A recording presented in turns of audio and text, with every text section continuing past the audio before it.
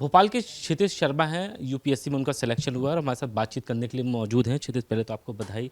लेकिन एक सबसे बड़ी बात है कि आपने यूपीएससी क्रैक किया है। इससे पहले आप किसी मल्टीनेशनल कंपनी या प्राइवेट नौकरी में थे। अब सिविल सर्विस में आपका हुआ है, तो आपकी क्या एक्सपेक्टेशन है और आप कैसे इसको आगे बढ़ाओगे आप? जी, जैसा आपने कहा कि मैं सिविल सर्विस परीक्षा की तैयारी करने के पहले कॉर्पोरेट लॉ फर्म में बॉम्बे में जॉब कर रहा था। करीब 2021 के अक्टूबर तक मैंने वहाँ पे नौकरी करी और उसको छोड़ के मैंने धीरे धीरे अपना मन बनाया और इस तरफ अपना रुझान बनाया एग्ज़ाम की तैयारी करने के लिए। और ये मेरा सेकंड अटेम्प्ट रहा है इस परीक्षा में। पहला अटेम्प्ट मैंने 4-5 महीने की तैयारी में दिया था और इस अटेम्प्ट में मुझे सफलता हासिल हुई है।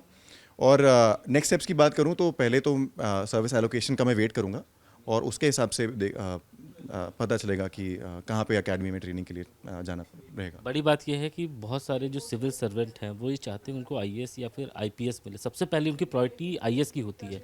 आपकी 384 रैंक आई है। इसमें रेलवे सर्विसेज या फिर रेवेन्यू सर्विस, किसी और सर्विसेज में आपको अगर मौका मिलता है तो आप उसमें जाएंगे, क्योंकि ट्रैफिक सर्विसेज भी है, ऑल आईआरटीएस है। ऐसे सर्विसेज में भी आप जाना चाहेंगे क्या?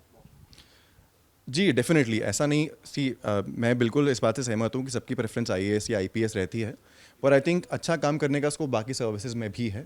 और आई थिंक लगभग देखा जाए तो 19-20 का ही अंतर है यूपीएससी की सारी सेवाओं में। सो बिल्कुल आपका कहना सही है और मैं ये सर्विस बिल्कुल एक्सेप्ट करूँगा अगर मुझे मौका मिलता है तो। जो भी सर्विस असाइन होती है मैं उसको बिल्कुल लूँगा। और रही बात फ्यूचर अटेम्प्ट्स की, तो उस पे मैंने अपना मन बनाया नहीं है अभी। मैं थोड़ा सोच विचार करके घर वालों से बात करके उस पर डिसीजन लूँगा। जैसे आपके फैमिली के भी कुछ ब्यूरोक्रेट हैं जो या फिर सिविल सर्विस है या फिर आईएएस हैं, उनसे आपकी कोई बातचीत होती थी ये परीक्षा देने से पहले? आप कैसे ये मोटिवेट हुए, थोड़ा सा किस्सा बताइए ना। जी, एक्चुअली थोड़ा लॉन्ग वाइंडेड सा वो प्रोसेस है। मेरा बचपन से या कॉलेज में कभी रुझान ज़्यादा था नहीं, सिर्फ मुझे हमेशा लगता था कि प्राइवेट सेक्टर की नौकरी ज़्यादा प्रोफेशनल होती है। थोड़ा आई थिंक फाइनेंशियल बैकिंग भी थोड़ी स्ट्रांग होती है जब आप उनमें होते हो तो। पर धीरे धीरे कुछ चीज़ें हुई जिससे मेरा रुझान चेंज हुआ। मेरे पिताजी और माताजी का तो हमेशा से मन था। पर कोरोना काल में ऐसा हुआ कि मेरे जो जीजाजी हैं, अविनाश लवानिया जी, वो डिस्ट्रिक्ट कलेक्टर बन के भोपाल में आए। और तब जब मेरी उनसे लगातार मुलाकात होने लगी, तब मुझे थोड़ा लगा कि हाँ, इस सेवा में जनता की सेवा करने का बहुत ज़्यादा स्कोप है। और एक जो आपको पर्सनल सेटिस्फैक्शन मिलता है इस तरह का काम करके, वो भी अनकम्पेरेबल है एक तरह से सिविल सर्विसेज में। एक जो आप बड़ी बात करें कि आपके रिश्तेदार हैं अविनाश लवानिया, आपको उनसे इंस्पिरेशन मिली। क्या इंस्पिरेशन थी, कैसा उनका वर्क कल्चर, क्योंकि आप उनसे मिले फिर मोटिवेट हुए, उनके किस वर्क कल्चर को आप पसंद करते हैं? मैं सबसे ज़्यादा उनका इंस्पायरिंग रहा उनका डेडिकेशन, क्योंकि हम लोगों ने उनको देखा है घर पे।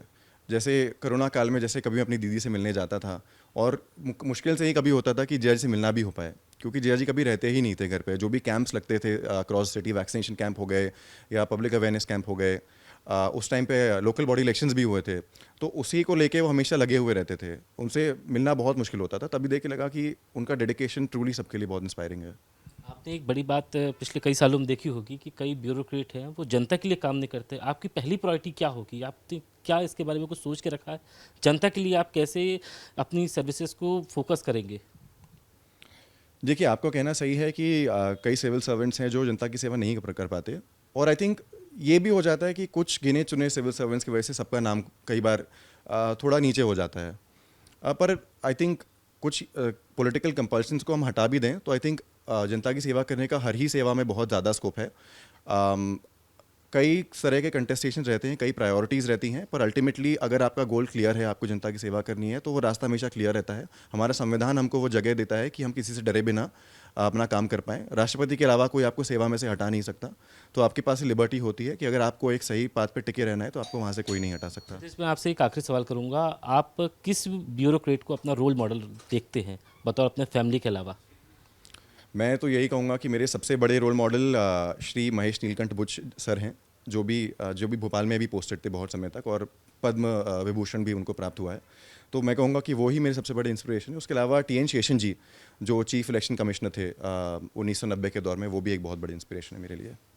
ये क्षितिज शर्मा है जो बड़ी बात कह रहे हैं, टीएन शेषन जैसे ब्यूरोक्रेट का नाम ले रहे हैं, यानी कि वो उनसे इंस्पायर हैं। और ये भोपाल के लिए गर्व की बात है कि जब टीएन शेषन से प्रेरित होकर अगर कोई यूपीएससी सर्विसेज में आता है तो जरूर जनता के लिए बेहतर काम करेगा। कैमरामैन प्रतीक के साथ विवेक पांडे, विस्तार न्यूज़, भोपाल।